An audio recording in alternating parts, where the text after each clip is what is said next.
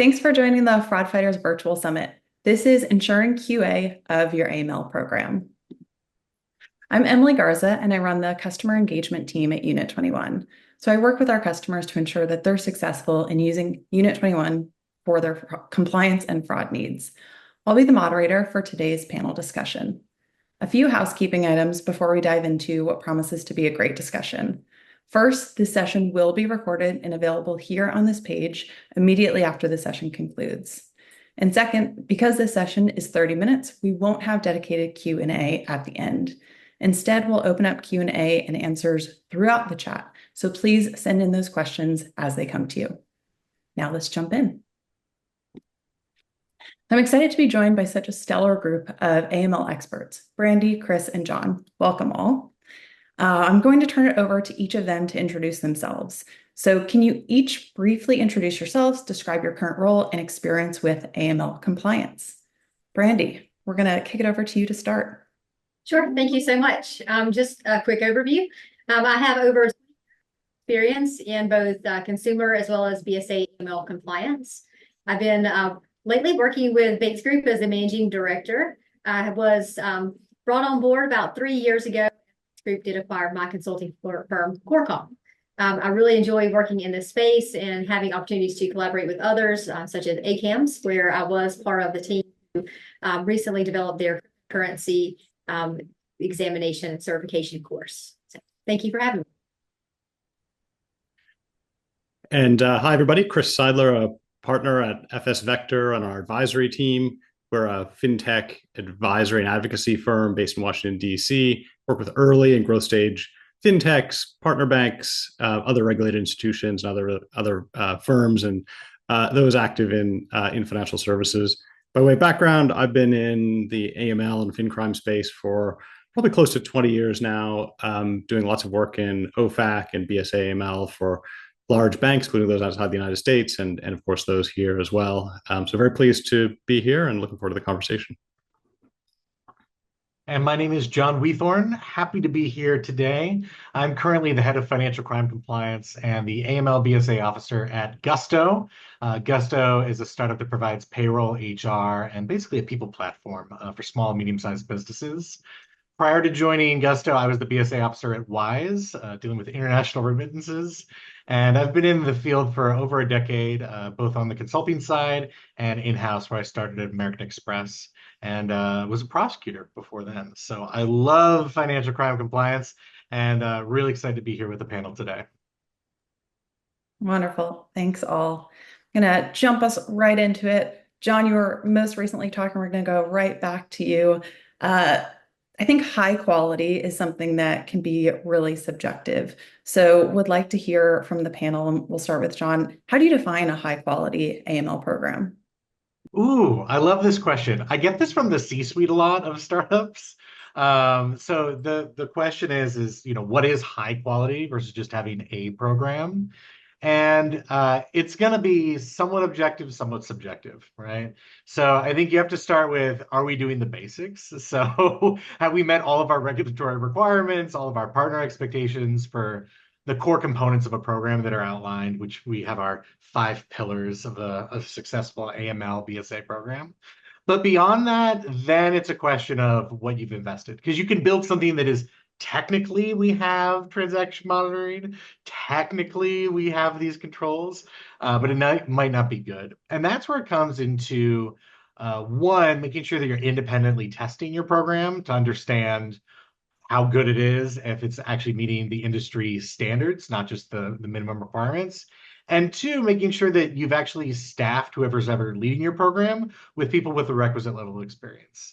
They can really tell you the components that you have and where they need to be. The interesting thing is that it's not just what the law says, because there's so many different industries that have AML programs.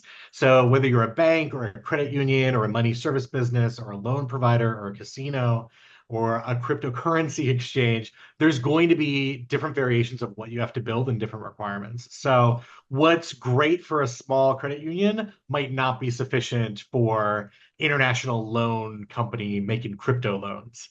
So it really just depends on your institution. But the hallmarks are going to be making sure that you have the right staff, you've invested in it, and then you're independently testing it to make sure that you're building what you need to build. I love that. Thank you. I think one of the classic answers, it depends, right? And I think that's what we're all going through this day learning is lots of different ways to tackle, but ultimately there's that core foundation and then deciding what is most impactful for your business. Brandi, would love to turn over to you for your perspective here. Yeah, thank you so much. So, John, I think you did a fantastic job of it really depends, right? And so we have that hard also, and that's where the lies is. So then what is acceptable? For me, providing guidance, I always say make it to your business model. We have seen companies come through where it looks like a download from the internet. It meets nobody's business model whatsoever, but it will have technically 4 to 5 pillars listed somewhere in the document, and it's probably 5 pages. That is not a high quality AML program. So I think it's probably easier to say what is not a high quality AML program versus what is a high quality AML program. To me, it would also mean not just being tailored to the business model, but have a certain amount of best practices as well, because we've all seen from the industry that there are those basic requirements that John alluded to, but then there's these other things that your peers may or may not be doing as well, or maybe a bank expectation. And so, finding those that are meaningful to your business and then continuing to update it. Especially with startup companies that we often work with, you may not need all the bells and whistles from day one, but you should be continually to work to improve that program and adding controls and processes along the way. Wonderful. And Brandi, love the point of, sometimes it's easier to learn from what you shouldn't be doing versus kind of outlining all of the aspects of best. Would love to understand from your perspective, what are some common pitfalls that organizations face when they're trying to implement a QA or QC program within their AML organization, and can they be avoided? Yeah, so this one is also kind of a loaded question here. I think if you ask all 3 of us the same question, you'd probably get different answers. But a few that come to mind for me would be lack of clear standards and procedures. Without a well-defined QA and QC standards and procedures, it's difficult to measure performance and ensure compliance. And to avoid that issue, I think developing documentation that's clearly defined and detailed and that everyone's on board with, right? Because you have to have buy-in from everyone that's going to be participating, all the stakeholders. Next, I think would be probably insufficient or inadequate training and expertise. So a lot of times you just get people who are thrown into a role because it's a warm body or someone that's available has some extra time on their hands, but do they really understand the process or what should go into it? I think that's probably one, just investing in the people and the resources needed, whether it's people resources, new ones with those skill sets, or just resources for them to learn from. And then I'd say probably lastly would be lack of integration and just of the overall AML program process, meaning oftentimes is it that the QA or QC process was also intended for AML and BSA or consumer compliance as well. And so for me, when I was in-house, it was injecting myself into meetings, or if it's a new product or service offering, so that you can be involved and you can fully be with those that are the right people in the room, so that you can ensure that those areas are being incorporated into the process. So those are a few things for me. John looks excited, like he wants to. I do. So Brandi said one of my favorite things, which is documentation. And I'm sure in those that have been in the consulting place or if you've been through audits, the quality of documentation will tell you actually everything you need to know about the program. Because to Brandi's point, if you just have all policy and that's all that exists, and it was maybe written a week ago, that tells you a lot about the program. But when we're talking about having policies, procedures, standards, quality assessments, suddenly you get a lot more documentation that just walking in, you have a more well-rounded program that's going to be able to withstand a lot more scrutiny. So 100% Brandy. And also who's approving those documents. I mean, and just like who's the person? I think we laugh, but there are so many startups that compliance is not the first consideration, which Right. maybe it's not going to be your first, but should be definitely in your top couple lists. And so they'll have someone stretching to do those compliance responsibilities that might not be qualified for it for the institution of their size. So, plus 100 to everything Brandy's saying there. Let me, I totally agree on all of this. Let me see if I can find any little bits to add here before we move on. One is, and I think it follows really well from what John was just saying, and of course, Brandy as well, which is not just documentation of the program, but like evidence of its performance. And when we get to things like QA and QC, it's that old adage, if you want something to count, you first have to count it.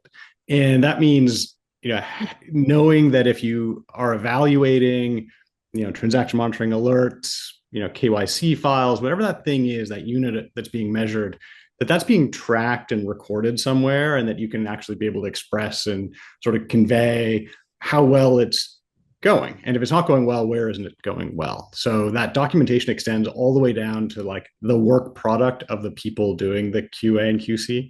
Probably goes without saying, but I thought I'd just underscore that a little bit. And then the other point, this might be a world record of getting into a webinar without this phrase being dropped yet, so I'll just do it, which is risk-based. And so all the things I've said so far are completely true, all fall into that broad sort of leitmotif of risk-based. But a pitfall in QA and QC programs, I think that we've seen a lot, is they're just not necessarily risk-based. So they're trying to take a broad view and like sample everything, but maybe not zeroing in on the places that really move the needle from a kind of risk management mitigation perspective. I love that. So anyone who has their bingo card out for the day, mark that box off now. I think, even from my perspective in, kind of a different focused role, but that idea of documentation, having the right people in place, making sure that they're enabled. I know our teams, both internally and what I've talked to with customers, have gone through a lot of changes over the last couple of years, and that may mean people slotting in who maybe don't have kind of that traditional AML or compliance background, and making sure that if they're going to be on the team, that you're setting them up for success. Giving them the guidance through the documentation, making sure that you're making the progress forward through the metrics. So love all of those pieces that you touched on there. John, I'm going to throw it back to you because I know you're really kind of our core practitioner, at least currently in the group right now. Would love to understand how you've seen QA effectiveness both implemented and then managed. Yeah, it's a great question.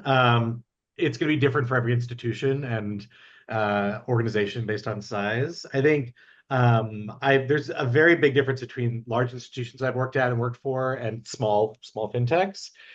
So it starts with we have our 3 lines of defense, also bingo term there. But when we have our first line operations, them having quality control over their processes, right? So what I've seen as effective is the easiest way is to say, hey, we're going to sample this amount every month.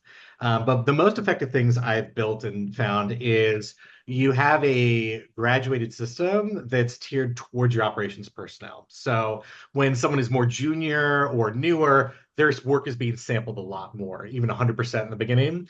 And then less once you go on. And then on a monthly cadence, there's a sample pulled from every agent for every work stream they're working. So you can not only make sure the work they're doing is good, but also that your worker performance is really good. And that's what we've actually implemented at Gusto for our AML team, and it works really well. It also drives actually better engagement from the employees.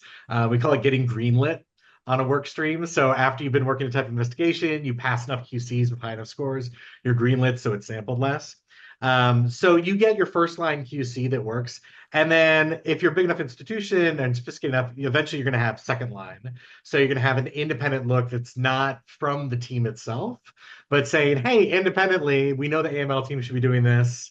Let's take a sample randomly, just like an auditor would, or internal audit, or a regulator, and make sure that did we follow our procedures and all of that. So that way, as the second line, if you're that BSA officer, if you're that compliance team, you can go to your FIU and be like, hey, we took a sample and we're missing a lot of supporting documentation. Or we noticed that you said there was no adverse media, but there's no documentation of the searches. Or there's a lot of grammar issues in our SAR filings. Maybe we should get on top of this. Because the goal with any good QC of your AML program is you want to identify and remediate issues before it's an issue outside of the team. So if we as compliance officers can say, hey, we found this issue and we're fixing it, before the state or federal regulator comes in and they say, wow, have you looked at these 10,000 SARs that you filed that are really, really bad? It's like, no, we just kind of trusted someone to go do that. And so I'll also say it doesn't matter if it's your team that's doing the AML work or contractors. You need to make sure that you have the quality controls in place to give you confidence that you know that you have good work that's going out. I feel like, listening to all of those different steps and the associated kind of review and documentation can probably sound a little bit overwhelming to someone who maybe doesn't have what they're considering a high quality program in place right now. John, curious, how much time does your team actually spend in doing like QA and QC each month? Ooh, I mean, I can't give you numbers. That would be too hard. It is a good portion of time for the leads and for our senior analysts, but it's just one portion of the work they do. And the thing is once you have experienced staff, they can review a case very easily. They can make sure that all the components are there, that everything is going correctly. And that also comes back to, as we talked about earlier, having really good training programs. So making sure you're hiring right, but also training people correctly so that they know to go through all those steps, which is how our QC is developed, is that in the beginning, everything is getting reviewed. So you're going to put it at that high level, and then it continues from there. So it can take up to like a third of their time, I would say sometimes. But once you have something that's running where you're just doing a sampling like on a monthly basis, it just becomes part of the BAU. And you have different levels that happen with different levels of frequency, depending also on the risk of the activity. So, sanction screening versus AML investigations, different level of scrutiny and what you're going to look for. Wonderful. So, Chris, I know you work with a lot of different companies at kind of varying sizes. Curious your opinion on, do you think you have to hit a certain team size before investing in kind of more of this structured process around QA and QC? Yeah, probably a loaded question. Actually, I'd almost like refer you back to what John just described. So the smaller firms often say things like, okay, we're putting in place this, operational process around transaction monitoring or, OFAC screening or what have you, whatever the thing is. We're really small. We only use like, one analyst or two, or maybe they're double hatted. When do I need to start thinking about like actually sampling and doing QA and QC of their work? For the bigger firms, it's a foregone conclusion, right? They're going to do it. It's an expectation. The fact is, it's an expectation no matter how small you are. How you do it and how you articulate how the organization stays on top of quality and improves that over time will probably look different. So it's things like, as John said, it's a team lead or an operations type manager or somebody else, maybe the designated compliance officer spends a portion of their time looking at the actual reviews of the work and some second pair of eyes at least looking at it and tracking it, not just sort of looking at it and saying, yep, looks fine, move on, but like actually keeping track of and giving feedback and looking for places to improve the process. It's just part and parcel of like maturation as a thing for these smaller firms, and getting into that space and sort of mindset early in its maturation will help later on as it grows and adds another analyst and two and three and whatever the size and scale of that organization is.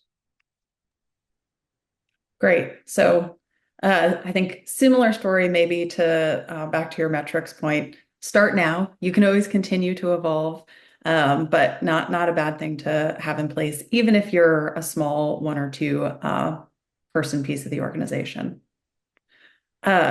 Chris, I'll actually go back to you here. We'll switch gears a little bit and talk on audits. So you have a company come to you and they say that an audit's coming up. I know everybody goes through this, with maybe more stress levels or not. Uh, what are some ways that you think about getting them prepared or you give them guidance around? Yeah. Well, first of all, I like the way you frame the question by saying like an audit is coming. I think for some period of time that wasn't necessarily always going to be the case. That the partner bank or institution didn't always press that hard to get like annual, repeated, comprehensive, independent assessments. That has changed significantly. So where Brandi and I spend a lot of our time is in this space, evaluating programs or helping our firms that are clients of ours get ready for independent assessments. Um, so the audits are coming. That's a given thing, and they're going to come every 12 months at least.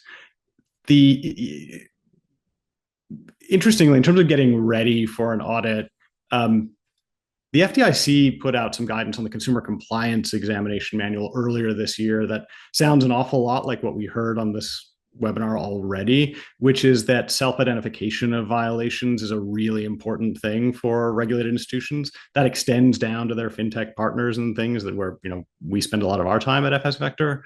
But that self-identification is really important, and having mechanisms to self-identify potential violations is like critically important, and that includes things like having a good quality assurance and QC function, having ways for people to escalate issues if you see something, say something, sort of thing.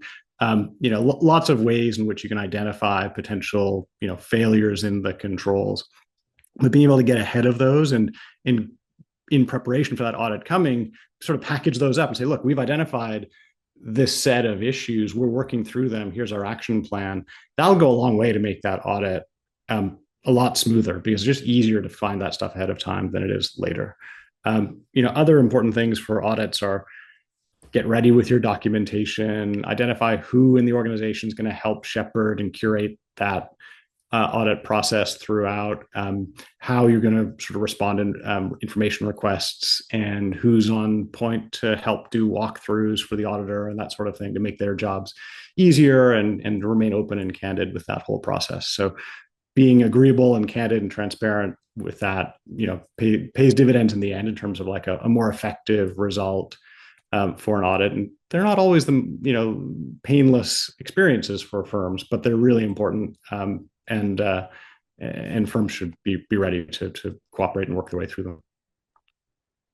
Yeah, so it sounds like almost coming at it in a spirit of partnership, right? Coming with transparency, kind of acknowledging where maybe the gaps that you've already seen are, so that you're building trust with the partner that you're going through the process with. Brandi, interested in kind of the experience that you've had in either what you've done kind of earlier as a practitioner or kind of now as you're working with clients. Yeah, and so my perspective is a little unique because while I'm a consultant now, I do serve in interim or outsourced CCO roles. And so actually have been recently involved in an audit. I'm much better at giving them than receiving them. So I'm much nicer on the other side. But with that being said, for me, it's when you're not making assumptions. So don't assume that the auditor knows your business model. You come prepared to explain, to articulate. You be organized, have handouts, have walkthroughs, demos. You understand who will be up for interviews, prepare internal staff. So for me, I can't really iterate enough the importance of organization and just not making the assumptions for the auditor. Also, Chris already hit some of the highlights, but and it kind of really still goes back to the whole organization piece of it, but tracking requests and deadlines. So that way everyone can make sure that you're on the same page as far as expectations.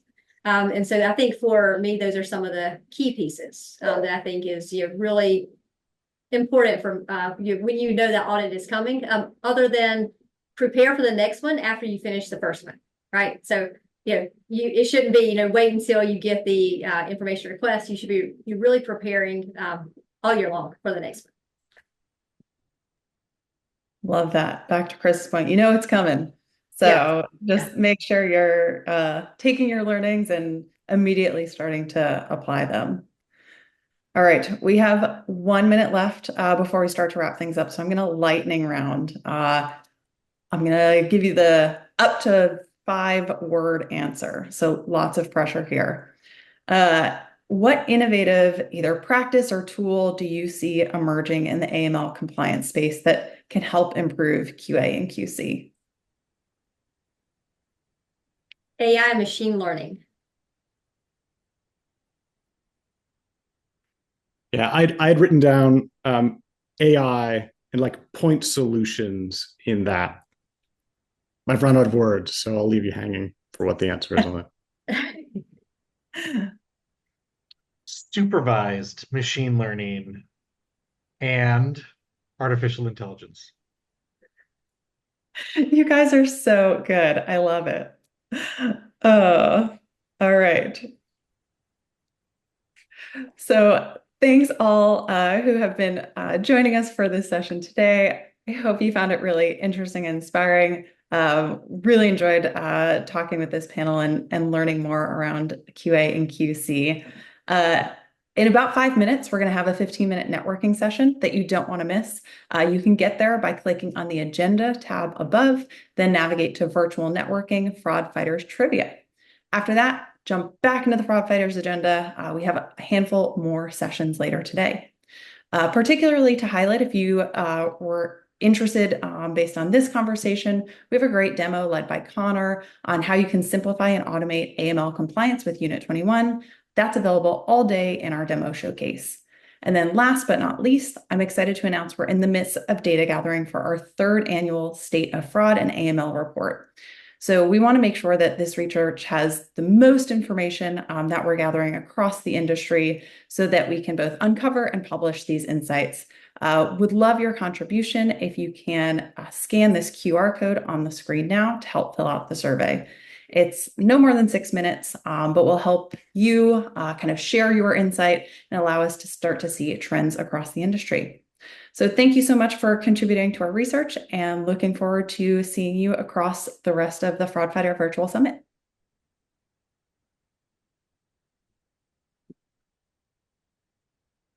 The end.